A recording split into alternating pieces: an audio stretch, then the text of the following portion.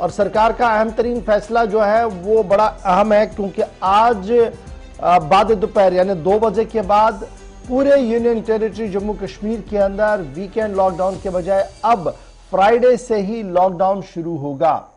और इस सिलसिले में बाज़ाब्ता तौर पर कल चीफ सेक्रेटरी की सदारत में जो आला सतही इजलास मुनक्किद हुआ, उसके बाद यह फैसला हुआ कि आज 2 बजे से यानी फ्राइडे 2 बजे से जुम्मतुल मुबारक के 2 बजे से आप सैटरडे को भी कंप्लीट लॉकडाउन में रहेंगे, संडे को भी कंप्लीट लॉकडाउन में रहेंगे और मंडे की सुबह 6 बजे तक लॉकडाउन का निफाज अमल में रहेगा।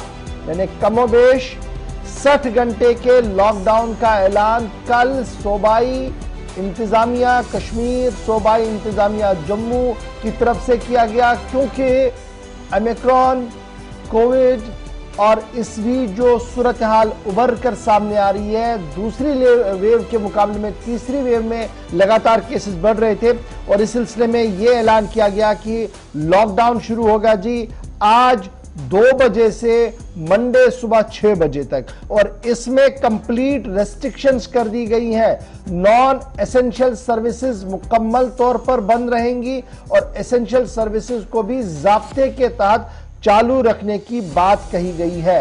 और यह फैसला कब लिया गया है इंतजामिया की तरफ से, जब जम्मू कश्मीर के अंदर तकरीबन 2100% का इजाफा केसेस के अंदर सिर्फ 20 दिन के अंदर हुआ है। एक्टिव केसेस जो मेट्रोटिक राइज हुआ है वो तकरीबन 2100% के आसपास हुआ और उसके बाद ही स्टेट एग्जीक्यूटिव कमेटी ने अपने इख्तियारात जो सेक्शन 24 के तहत डिजास्टर मैनेजमेंट एक्ट 2005 के तहत उन्हें तखफीज किए गए थे, उनका इस्तेमाल करते हुए आज 2 बजे से complete restriction on non essential movement in entire UT Jammu Kashmir कर दिया है। यानी 2 बजे शुरू होगा, मंडे सुबह 6 बजे तक रहेगा।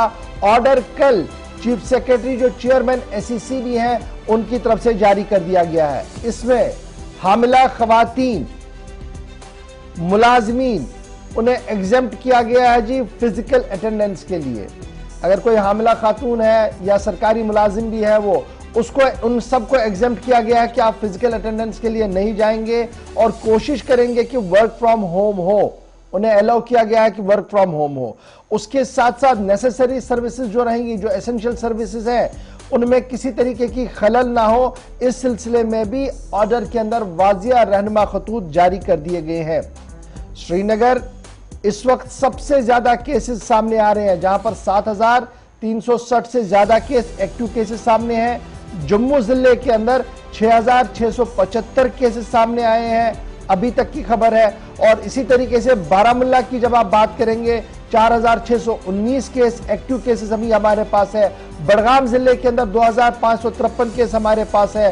पुलवामा के अंदर 690 पॉजिटिव केसेस हैं। कुपवारा के अंदर 877 केसेस हमारे पास है। अनंतनाग के अंदर 1560 केस हमारे पास है। बांडीपोरा में जो रिकॉर्ड किया गया दैट वाज 942 और इसी तरीके से गांधरबल के अंदर 629, कुलगाम के अंदर 960, शुपिया के अंदर 112। और जब आप जम्मू प्रोविंस की बात करते हैं, जम्मू सूबे की बात करते हैं, जम्मू डिवीजन में उधमपुर 1033 उधमपुर के अंदर पॉजिटिव केसेस अभी तक है। रजौरी के अंदर 429 केसेस हैं। डोडा के अंदर 317 केसेस है। कठुआ के अंदर 575 केसेस है। सांबा के अंदर 555 केसेस है।